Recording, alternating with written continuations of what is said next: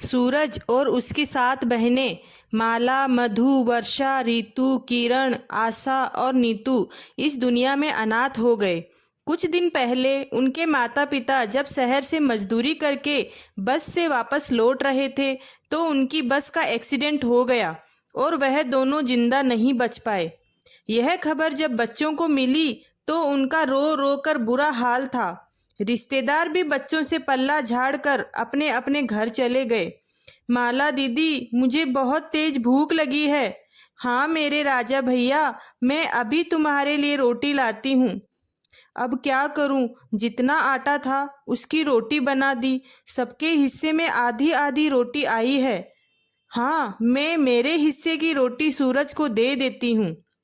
माला जैसे ही अपने हिस्से की रोटी सूरज की थाली में रखने लगती है, वह देखती है उसकी 6 बहनें पहले ही अपनी अपनी रोटी में से कुछ हिस्सा उसकी थाली में रख चुकी हैं। माला दीदी, देखो मेरी थाली में कितनी सारी रोटी है। मुझे मेरी सभी बहनों ने थोड़ी थोड़ी रोटी दे दी है। अब मेरा पेट भर जाएगा। तभी उसकी बहनें बोलती है, दीदी हमें इतनी भूख नहीं थी, इसलिए हमने अपनी रोटी का कुछ हिस्सा सूरज को दे दिया है। तब माला बोलती है, मेरी प्यारी बहनों, तुम कितनी समझदार हो गई हो। माँ बाबा के जाने के बाद सूरज बहुत उदास रहने लगा है। हम अपने सूरज को कभी उदास नहीं होने देंगे, चाहे हमें कितनी भी तकलीफ हो जाए, लेकिन हम अपने भाई को हमेशा खुश रखेंगे। मैं गांव के जमींदार साहब से बात करके आई हूँ। वह हमें अपने खेतों में काम दे रहे हैं।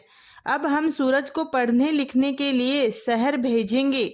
जब सूरज की अच्छी नौकरी लग जाएगी, सब कुछ कितना अच्छा हो जाएगा। हर साल रक्षाबंधन का त्योहार आता, सभी बहनें अपने भाई को प्यार से राखी बांधती और उसे कुछ ना कुछ उसकी मनपसंद का उपहार देती। सूरज यह सब देखकर बहुत खुश हो जाता था। दीदी देखो, मैंने अपने हाथों से लड्डू बनाए हैं सूरज के लिए। अरे वाह दीदी, आपने लड्डू बनाए।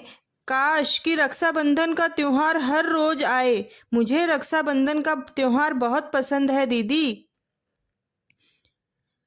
क्या हुआ दीदी? मैंने आपको कहा था ना कि हम सब बहनें आज के दिन नहीं रोएंगे। क्या करूं? आज रक्षाबंधन है और सूरज की बहुत याद आ रही है। याद तो हमें आएगी ही, सूरज हमारा इकलौता भाई जो है। आपको याद है दीदी, शहर में नौकरी लगते ही सूरज ने सुनैना भाभी से शादी कर ली और हमें बताया भी नहीं। आपको याद है ना? पिछले साल जब रक्षाबंधन पर हम उनसे मिलने गए, तब सूरज और सुनैना भाभी ने हमारे साथ कैसा बर्ताव किया था। सूरज, तुमने शादी कर ली, शहर में घर बसा लिया और हम सबको बताया भी नहीं। कितने साल तो तुमने पढ़ाई में लगा दिए, मुश्किल से एक बार मिलने आया। हम सब तुम्हारी राह देख रहे थे। ऐसा क्यों किया मेरे भाई? अरे तो क्या हुआ, तुम भाई को क्यों डांट रही हो? हो सकता है उसकी कोई मजबूरी रही हो। हम सब मिलने आ गए हैं ना, इसमें क्या बड़ी बात है। प्यारे भैया, कल रक्षाबंधन है ना, इसलिए हमने सोचा इस बार हम अपने हाथों से तुम्हें राखी बांध देंगे, इसलिए हम सब बिना बताए यहाँ आ गए हैं।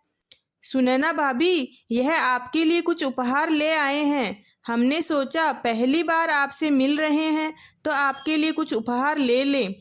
तब उनकी भाभी बोलती है, मैं इस तरह के कपड़े नहीं पहनती, यह सब तुम जैसे गांव के गंवार लोग ही पहनते हैं, हम शहर के लोग नहीं पहनते हैं। और मैं अच्छे से जानती हूँ तुम लोग यहाँ क्यों आए हो।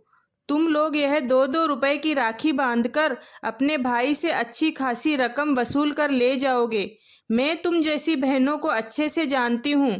तुम लोगों को लग रहा होगा कि सूरज की अच्छी नौकरी लग गई है, वह लाखों रुपए कमा रहा है, शहर में अच्छा फ्लैट भी बना लिया है, इसलिए तुम लोगों ने सोचा होगा कि जितना रुपया सूरज पर लगाया है वह वसूल करने का समय आ गया है। मैं ठीक बोल रही हूँ ना? भाभी, आप ज्यादा बोल रहे हो। हम सबने ऐसा कुछ नहीं सोचा। सूरज हमें जान से प्यारा है और हम राखी बांधने के लिए और आपसे मिलने के लिए आए हैं। तब सूरज बोलता है, दीदी आप छोटी सी बात के लिए इतना क्यों झगड़ रही हो? कम से कम आने से पहले बता तो दिया होता। हमको इतने पर्सनल काम होते हैं। आज शाम को हमको सुनैना के घर रक्षाबंधन की पार्टी पर जाना है। आप एक काम करो, यह राखी यहाँ रख दो, मैं अपने आप बांध लूँगा। सुनैना, इन सबको चाय पानी दे दो। मेरे कुछ दोस्त आ रहे हैं, मैं उनसे मिलने जा रहा हूँ। ऐसा कहकर सूरज वहाँ से चला जाता है। सुनैना ने अपनी नंदों को चाय पानी के लिए भी नहीं पूछा। सभी बहनें उदास मन से रोती हुई अपने गांव वापस आ जाती है।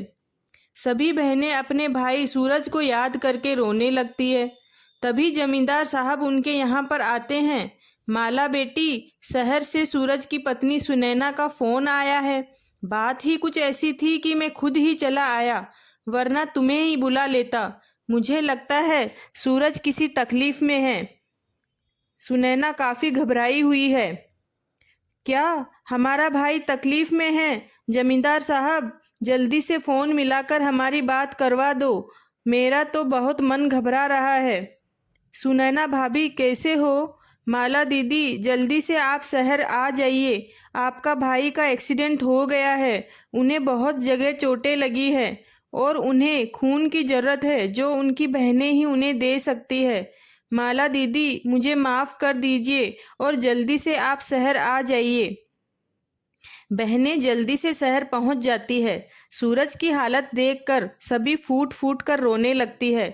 दीदी, सूरज को बचा लो, मुझे उसकी हालत देखी नहीं जा रही है। अरे भाभी, आप परेशान मत होइए, हम अपने भाई को कुछ नहीं होने देंगे। सभी बहनें सूरज को खून दे देती है। सूरज कुछ दिन बाद ठीक हो जाता है। भाई बहन के रिश्ते की जीत होती है। सूरज बोलता है, दीदी मुझे माफ़ कर दो, मैं आप सभी का ध्यान नहीं रख पाया और अपनी ही दुनिया बसाने में लग गया। दीदी मुझे भी माफ़ कर दो, पैसों के अहंकार में मैं रिश्तों को भूल बैठी थी। मैं सूरज को आपसे दूर कर दिया। कृपया मुझे माफ़ कर दो और मुझे एक मौका दो।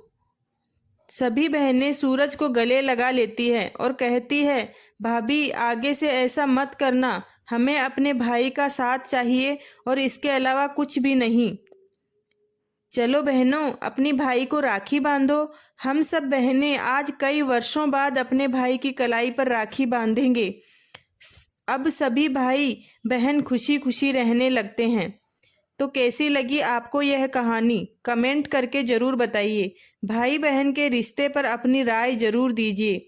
यह एक सच्ची घटना है जो भाई बहन के रिश्ते की पवित्रता को बताती है। हम चाहे कितनी भी दूर क्यों नहीं चले जाएं, लेकिन अपने दिल हमेशा एक दूसरे से जुड़े हुए रहते हैं और संकट के समय हमारा दिल जोर जोर से धड़कने लग जाता है।